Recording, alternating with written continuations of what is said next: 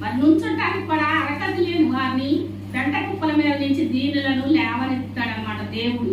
హల్లెలూయా. దీనులకు కృప అనుగ్రహించువాడు అంటే మరి ఇక్కడ దావీదు గారిని చూస్తే మనకు అర్థమైంది అనమాట. మరి అతడు రాగానే నేను కోరుకున్నవాడు ఇతడే, నీవు లేచి అతనిని అభిషేకించమని యెహోవా చెలవీయగా మరి సమూయేలు అంట తైలపు కొమ్మును తీసి వారి సహోదరులు ఎదుట అతనికి అభిషేకము చేశాడనమాట. హల్లెలూయా. మరి ఎంతమంది సహోదరులు ఉంటారు కానీ దేవుడు మరి ఎవరిని కోరుకున్నాడంటే దావీదుని అని కోరుకున్నాడు అనమాట. దావీదు గారంట దేవుడికి హృదయానుసారుడు అనమాట. ఆయన కోరుకున్నాడు. సహోదరులందరి ఎదుట కూడా అతనికి అభిషేకం చేశాడు. మరి నాట నుండి కూడా యెహోవా ఆత్మ దావీదు గారి మీదకి ఎట్లా వస్తుందంటే బలముగా వచ్చిందంట. అంటే బలమైన పనివేరు, బలహీనమైన పనివేరు కదా. మరి ఇక్కడ ఎట్లా వస్తుంది? దేవుడి యొక్క ఆత్మ బలముగా వస్తుంది అన్నమాట. దేవుని యొక్క ఆత్మ ఆయన మీదకి. హల్లెలూయా. మరి బలమైన ప్రార్థన చేసి బలమని సంపాదించుకుని మహిలో కీడుని గెలవండి అని దేవదాసయ్య గారు మరి ఎట్లయితే చెప్పి ఉన్నారో ఇక్కడ దావీదు గారి మీద కూడా బలమైన ఆత్మ వచ్చింది. తర్వాత సమూయేలు లేచి రమాకు వెళ్ళిపోయాడు అన్నమాట. మరి దేవుని యొక్క వాక్య భాగంలో మరి మనందరం కూడా ఏం అర్థం చేసుకోవాలంటే ఈ లోకంలో ఉన్న మనుషులకు కాదు కానీ మనం నచ్చేది ఎవరికి నచ్చాలి? దేవునికి. మరి మన యొక్క హృదయము ఎట్లా ఉంది, మనం ఎట్లా ఉన్నామని మరి దేవుడంట మనుషులు పై రూపాన్ని మాత్రం చూస్తాడు కానీ దేవుడు హృదయంతరంగానే ఎరిగిన దేవుడు అన్నమాట. మన హృదయంలో ఏముందో దేవుడికే తెలుసు కానీ ఎవరికి కూడా తెలియదు అన్నమాట. మనం ఎట్లా ఉన్నామో మరి దేవుడికే తెలుసు కానీ మరి మనుషులైన వారికి తెలియదు అన్నమాట. ఉదయంతరంగా ఎరిగేది దేవుడు, సమస్తము ఎరిగేది దేవుడు. మరి నీవు కూర్చుండుట, నీవు లేస్తుట, నీ నడక, నీ పడక మరి నాకు తెలుసు అని ఎట్లయితే దేవుడు మరి దావీదు గారిని అంటారో మరి అంటే మనం ఏం చేసేది కూడా మరి దేవుడికే తెలుసు అన్నమాట. మరి యొక్క వాక్య భాగాన్ని బట్టి మరి ఆఖరి వాడైనా మరి దావీదు గారిని ఎన్నుకున్నట్టుగా దేవుడు మరి ఈ లోకంలో అనేక మంది ఉంటారు కానీ అందరినీ మరి ఎన్నుకోడు, పిలవడు. హల్లెలూయా. మరి ఆయనకు నచ్చిన వారినంట కష్టమైనా సరే దేవుడు మానడంట. మరి వాళ్ళని తీసుకుని దేవుని యొక్క బిడ్డలుగా మరి చేసుకుంటాడు అన్నమాట దేవుడు. మరి గొప్ప దేవుడు, శక్తిమంతుడు కనుక బలమైన ఆత్మను మరి ఎట్లయితే పొందుకున్నాడో దేవుడు సన్నిధిలోకి వచ్చిన మన అందరం కూడా ఏం చేయాలంటే మరి దేవుని యొక్క ఆత్మను మనం సంపాదించుకోవాలి. మరి దేవునితో సహవాసం చేసి దేవుని యొక్క ఆత్మ చేత మనము నడిపించబడాలన్నమాట. హల్లెలూయా. మరి దేవుని యొక్క ఆత్మ ఉంటే మరి మనం కూడా ఏం చేయగలుగుతాం అంటే ప్రతి ఒక్క శోధనను కూడా మనం జయించగలుగుతాం అన్నమాట. మరి మనము బలహీనంగా ఉన్నప్పుడు మరి సాతాను ఏం చేస్తుంది?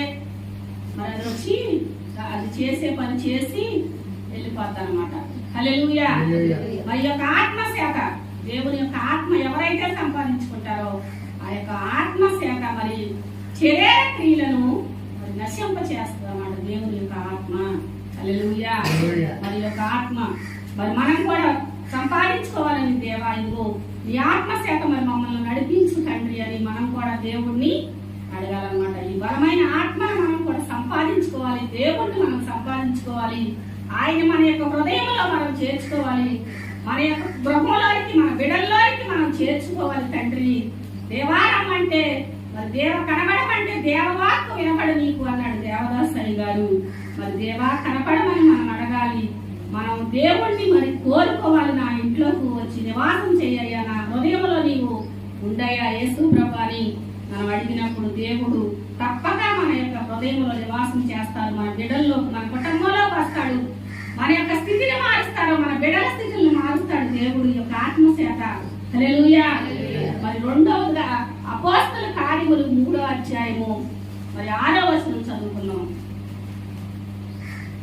అంతటా పేతురు ఎండి బంగారములు నా యొక్క లేవు గాని నాకు కలిగినది నీకు ఇచ్చుచున్నాను, నజరేయుడైన యేసు క్రీస్తు నామమున నడువమని చెప్పి వాని కుడి చెయ్యి పట్టుకుని లేవనెత్తెను. వెంటనే వాని పాదములు చీలమండలు బలము పొందెను.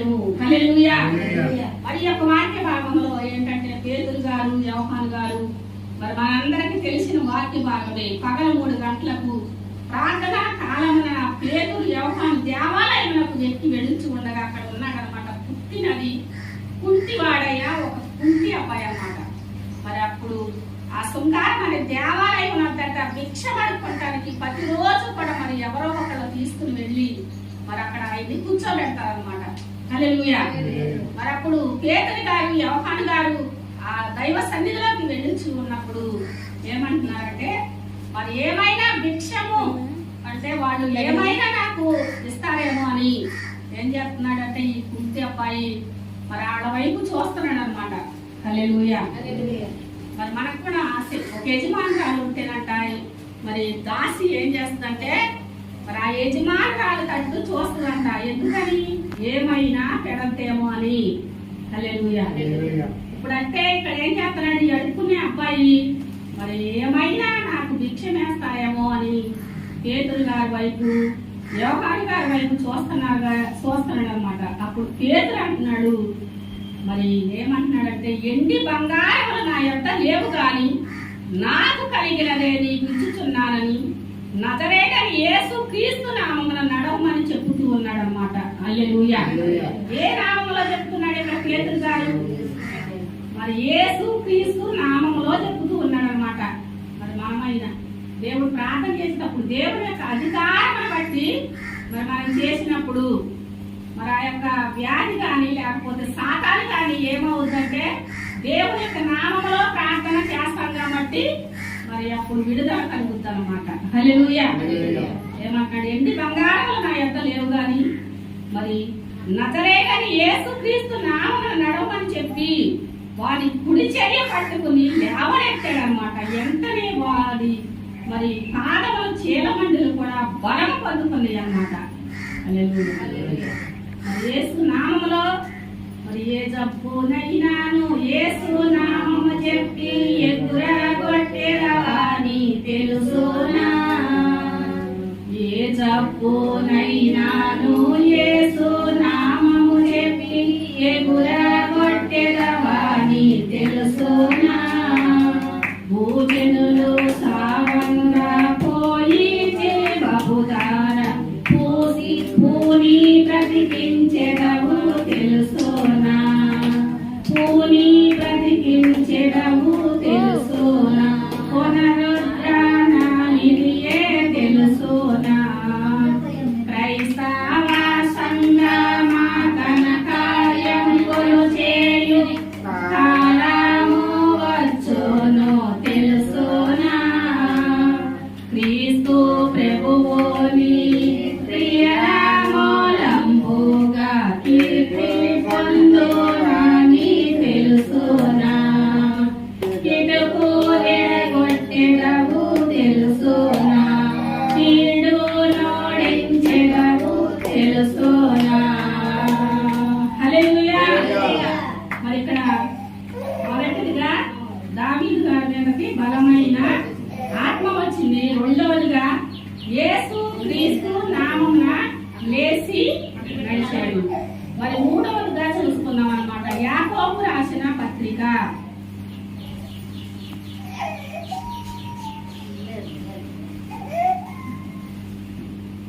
యాకోబు రాసిన పత్రిక 5వ అధ్యాయము 14వ వచనము. మీలో ఎవడైనను రోగి అయి ఉన్నాడా అతడు సంఘపు పెద్దలను పిలిపించవలెను. వారు ప్రభువు నామమున అతనికి నూనె రాసి అతని కొరకు ప్రార్థన చేయవలెను. విశ్వాస సహితమైన ప్రార్థన ఆ రోగిని స్వస్థపరచును. ప్రభువు అతన్ని లేపును. అతడు పాపము చేసినవాడైతే పాప క్షమాపణను మీ పాపములను ఒకరికొకడు ఒప్పుకొనుడి. మీరు స్వస్థత పొందినట్టు ఒకరికొకడు ప్రార్థన చేయుడి. నీతి మంతుని విజ్ఞాపన మనస్పూర్వకమైనదై బహుబలముగలదై ఉండును. హల్లెలూయా. భాగంలో ఏంటంటే యాకోబు గారు రాసిన పత్రికలో యాకోబు గారు అంటున్నాడు మరి మీలో ఎవరైనా రోగి అయి ఉన్నాడా అతడు సంఘపు పెద్దలను పిలిపించవచ్చు.